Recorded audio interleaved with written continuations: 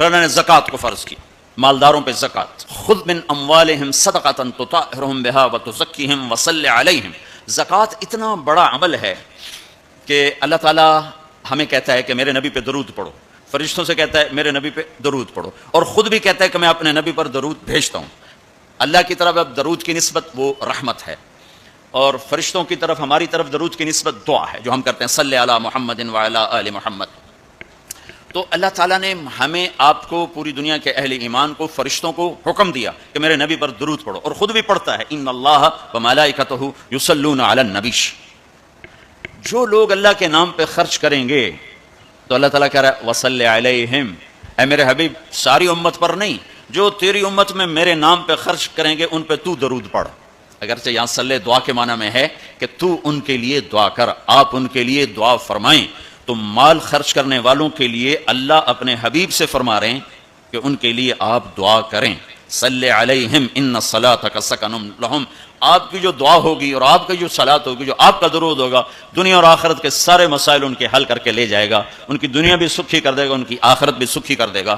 تو اللہ تعالیٰ نے زکوٰۃ فرض کی، اور بہت تھوڑی فرض کی، پہلی امتوں پر تھی 100 میں 10 روپے، اور ہماری ہے 100 پہ 2.5 روپے، اور اتنا فضل فرمایا کہ پورا سال پیسہ پڑا رہے، پھر کہا اس میں سے 2.5 روپے دے دو، 2,500 دے دو، اگر استعمال ہو جائے تو کوئی سال سے ایک دن پہلے اگر وہ مال خرچ ہو گیا ہے تو زکوٰۃ ختم ہو گئی۔ اور 82 دفعہ قرآن میں مال خرچ کرنے کا حکم آیا، 82 دفعہ، اور اللہ تعالیٰ نے ترغیب دی ہے کہ مالدار فقیروں پہ خرچ کرے۔ پھر اللہ تعالیٰ نے فقیروں کو ترغیب دیا کہ تم بھی جتنی وسعت ہو خرچ کیا کرو۔ میرے نبی نے ترغیب دی، سبق درہم 100,000 درہم، 1 روپیہ اللہ کے نام پہ خرچ کرنا 1 لاکھ روپیہ خرچ کرنے سے بڑھ گیا۔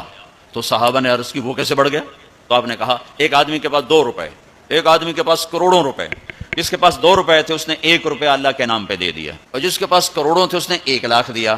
جس نے 2 میں سے 1 دیا اس نے اپنے مال کا آدھا حصہ دیا، جس نے 1 لاکھ دیا اس نے اپنے مال کا کوئی 1000واں حصہ دیا۔ جب تولا جائے گا تو 1 روپے کا وزن 1 لاکھ سے بڑھ جائے گا۔ اور اس کا ایک واقعہ بھی، حضرت عمر ہمیشہ حضرت ابو بکر سے کوشش کرتے تھے آگے نکل جاؤں، آگے نکل جاؤں، آگے نکل جاؤں، ساری زندگی موقع نہ بن سکا۔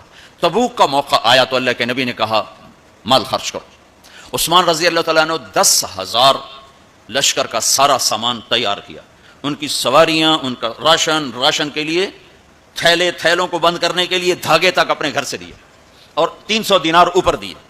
تو اللہ کے نبی کی جھولی میں وہ 300 دینار پڑے تھے یوں، اور آپ ان دیناروں کو اٹھا اٹھا کے یوں فرما رہے تھے ما علی عثمان اللہ یعمل بعدا، عثمان آج کے بعد کچھ بھی نہ کرے تو جنت واجب ہوگی۔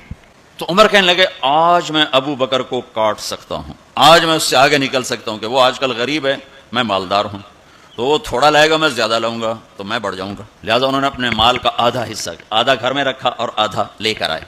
ابو بکر نے جھاڑو پھیر دیا، جو کچھ تھا وہ سارا سمیٹ کے لے آئے۔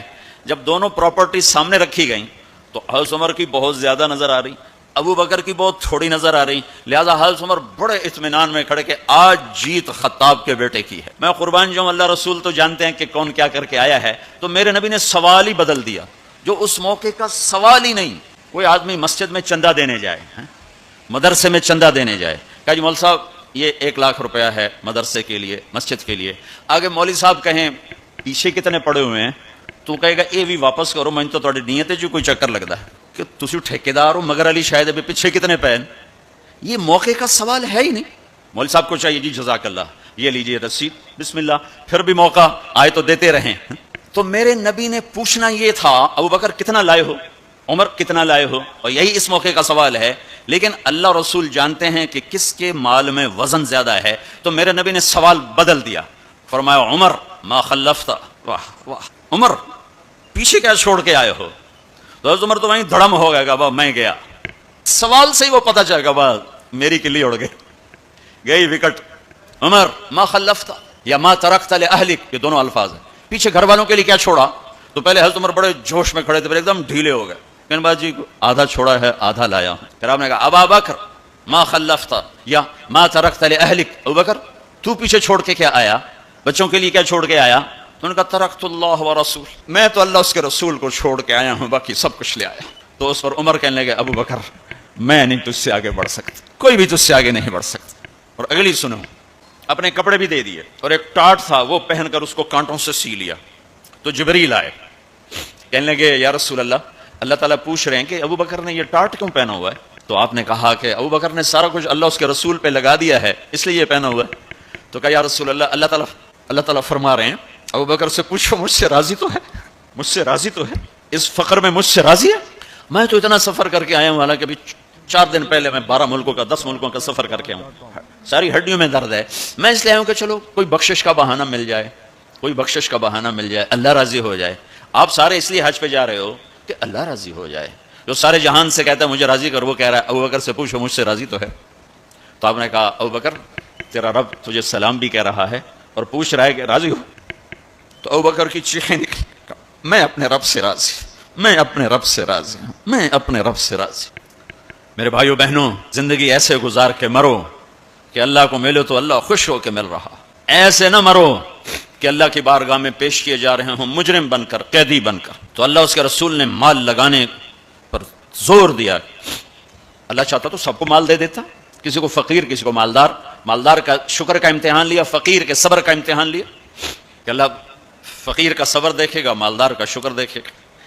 اور جب مالدار لوگ زکوٰۃ نہیں دیتے تو پھر عزتیں نیلام ہوتی ہیں، جب سب کچھ اپنے اوپر لگانے کا ذوق بن جاتا ہے، اور اپنے ہی بڑے بڑے زیور، کپڑے، گھر، گاڑیاں۔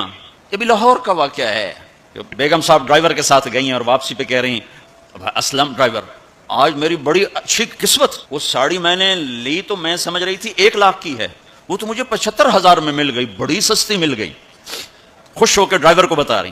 تیسرے دن ڈرائیور کے بیٹے کا بازو ٹوٹ گیا، وہ آ کر کہتا ہے صاحب جی میری تنخواہ میں تو اس کا علاج ہو نہیں سکتا، تو مہربانی کر کے کچھ میری مدد کر دیں، اس کا علاج ہو جائے۔ تو صاحب کہتے ہیں اسلم تمہیں پتہ تو آج کل کاروبار بڑا مندہ ہے، تو میرے پاس تو گنجائش نہیں، میرا ایک ڈاکٹر دوست ہے، میں اسے فون کر دیتا ہوں، وہ تمہاری مدد کر دے گا۔ جب اس طرح ہوتا ہے تو پھر ڈاکے، چوریاں، قتل و غارت شروع ہوتے ہیں۔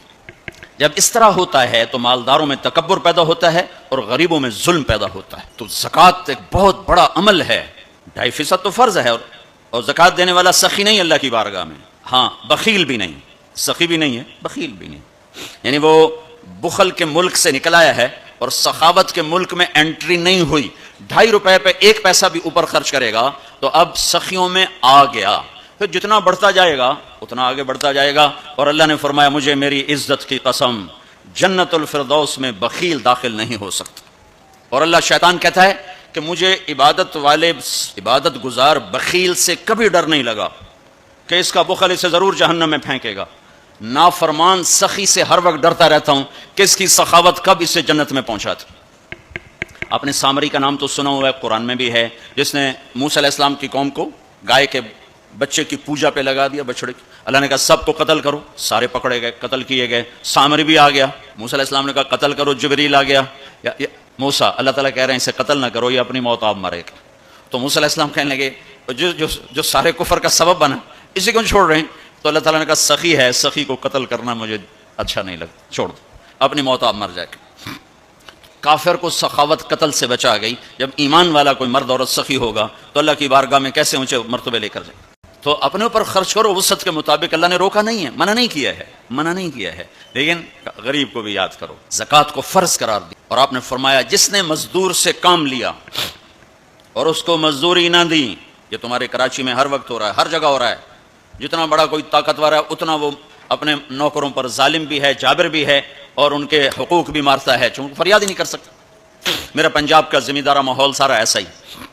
تو آپ نے فرمایا جس نے مزدور سے کام لیا اور اسے موقع پہ تنخواہ نہ دی اور اس کے پیسے مار لیے، تو اس مزدور کا قیامت کے دن میں وکیل بنوں گا، میں اس کا کیس لڑوں گا، اور جس کا کیس میرے نبی نے لے لیا پھر اگلا کوئی بچ کے جا سکتا ہے کہیں؟ مزدور کا پسینہ خشک ہونے سے پہلے اس کے ہاتھ میں پیسے پکڑا دو۔ تو مزدور سے فرمایا، یعنی دونوں طرف کا خوبصورت، کیا دین خوبصورت ہے کہ جو اپنے نوکر کی، جو اپنے مالک کی نوکری بھی پوری دیانتداری سے کرے اور اللہ کی بندگی بھی دیانتداری سے کرے تو اسے ہر کام پہ دگنا اجر ملے گا، دگنا۔ یعنی میں 1 نماز پڑھتا ہوں، میری 10 ہیں، اس کی 20 ہوں گی۔ میں 1 روزہ رکھتا ہوں، میرا 1 ہے، اس کے 2 ہوں گے۔ میں 1 قرآن ختم کرتا ہوں، میرا 1 ہے، اس کے 2 ہوں گے۔ ایک طرف اپنے مالک کے ساتھ دیانتداری سے نوکری کر رہا ہے اور ایک طرف اپنے اللہ کے ساتھ دیانتداری سے بندگی کر رہا ہے، دگنا اجر ہو جائے گا۔ کئی دوست آتے ہیں، خواتین بھی آتی ہیں، جو بڑی پریشانیاں ہیں، بڑی پریشانیاں ہیں، سب کچھ ہے، بڑی پریشانیاں ہیں۔ میں نے کہا بی بی آپ امتحان دے رہی ہیں، ایگزامینیشن ہال میں آپ کے لیے کوئی ریفریشمنٹ تو نہیں ہوتی، بلکہ آپ کو خود پھڈے میں ڈالا جاتا ہے، اچھی خاصی آسان چیز کو الٹا سیدھا کر کے پیش کر دیا جاتا ہے۔ ہم سب بمیں 7 ارب انسانوں کے ہم پیپر دے رہے ہیں، ہم امتحان گاہ میں بیٹھے ہیں۔ یہ آئیڈیل ہوم نہ بن سکتا ہے، نہ بنے گا، نہ بنانے والے نے اسے آئیڈیل ہوم بنایا ہے۔ یہ ہم دیوانے ہیں کہ چند سالہ زندگی میں اس کو آئیڈیل ہوم بنانا چاہتے ہیں۔ گزرگاہ ہے، مسافر خانہ ہے، اور اس پر زائد کیا ہے، لِيَبْلُوَكُمْ أَيُّكُمْ أَحْسَنُ عَمَلًا، کہ اس نے اس لیے ہمیں پیدا کیا ہے کہ ہمیں دیکھنا چاہتا ہے کہ اپنے عمل کو خوبصورت کون بناتا ہے اور دنیا کے ٹھیکروں پہ کون بک جاتا ہے، اپنی شخصیت کو کون بناتا ہے اور چیزوں پر کون بک جاتا ہے۔ یہ پیپر ہو رہا ہے۔ اب وہ پیپر کیسے حل کرنا ہے، یہ علم ہمارے پاس کوئی نہیں ہے۔ اس کے لیے 1,24,000 انبیاء کو اللہ نے بھیجا کہ جاؤ انہیں بتاؤ کہ پیپر حل کیسے کرنا۔ تو سب سے آخر میں اللہ نے جناب رسول اللہ صلی اللہ تعالیٰ علیہ وسلم کو دنیا میں مبعوث فرمایا، آخری کتاب، آخری نبی، آخری رسول۔ تو آپ کا مشن بھی یہی تھا کہ زندگی کیسے گزارنی ہے۔ پچھلی کتابوں سے اب چونکہ آپ وجہ کائنات ہیں، ابو ہریرہ نے ایک دفعہ آپ سے پوچھا یا رسول اللہ آپ کو نبوت کب ملی تھی؟ تو ابھی ربیع الاول گزرا ہے، گزر رہا ہے، تو 2-3-4 دن باقی ہیں۔ ہم کتنے جلسے ہوتے رہے اس میں، آپ یہ اس تاریخ کو پیدا ہوئے، اس تاریخ کو انتقال فرمایا، 40 سال کی عمر میں نبوت ملی، 63 سال کی عمر میں انتقال فرمایا۔ اپنے نبی کا جواب سنیں، یا رسول اللہ آپ کو نبوت کب ملی؟ تو کیا جواب ہے؟ 40 سال۔ کتابی جواب جو میں ڈھونڈ کے آپ کو بتا رہا ہوں، 40 سال 6 مہینے 10 دن۔ اور یہ کیلکولیشن ہے محرم، صفر، ربیع الاول کے لحاظ سے، دسمبر، جنوری، فروری کے لحاظ سے نہیں، اس لحاظ سے عمر اور کم ہوگی۔ 40 سال 6 ماہ 10 دن۔ تو یہ تو کیلکولیٹڈ جواب تھا، تو آپ کا یہ جواب آپ نہ دیتے، آپ فرماتے ابو ہریرہ 40 سال کی عمر میں نبی بنا، لیکن میرے نبی نے جواب کیا دیا؟ کنت نبیا وان آدم بین الروح والجسد۔ ابو ہریرہ ابھی آدم کی مٹی کٹھی نہیں ہوئی تھی اور میں نبی بن چکا تھا۔ تو آپ تو وجہ کائنات ہیں۔ آدم علیہ السلام اور اما حوا کا اللہ نے نکاح فرمایا، تو کہا آدم مہر ادا کرو اپنی بیگم کا۔ کہنے لگے جی کیا ادا کرو؟ تو نکاح تو جنت میں ہو رہا ہے، جنت سونے چاندی سے بھری پڑی ہے، اللہ کہتا تھا اتنا زیور ڈال دو، اتنا سونا دے دو۔ میرے اللہ نے کہا آدم آپ کی نسل میں میرے آخری نبی آئیں گے، ان پہ ایک درود پڑھ دے، بس یہی مہر ہے، یہی مہر ہے۔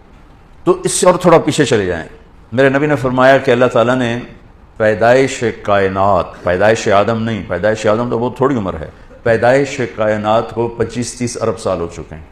پیدائش کائنات سے 1000 سال پہلے اللہ تعالیٰ نے سورہ یاسین کی تلاوت فرمائی۔ ایک حدیث اور جوڑ دوں ساتھ، میرے نبی نے فرمایا ان لی عند اللہ 10 اسماء، میرے اللہ نے 10 نام رکھے ہیں، میں محمد، احمد، ماحی، حاشر، عاقب، فاتح، خاتم، ابو القاسم، طٰہٰ، یاسین۔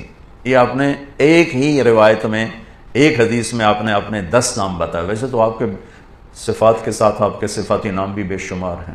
جب قرآن میں چلے جائیں تو شاہد، مبشر، نذیر، داعی اللہ، سراجا منیرا، مدثر، مزمل، عزیز، رحیم، رؤوف، رحیم، حریص، عزیز، یہ سارے میرے نبی کے خوبصورت نام ہیں جو اللہ نے قرآن میں بھی پیش کیے، حدیث میں بھی ہمیں نظر آتے۔ اس میں ایک نام ہے آخری، یاسین۔ کیا ہے بولیں؟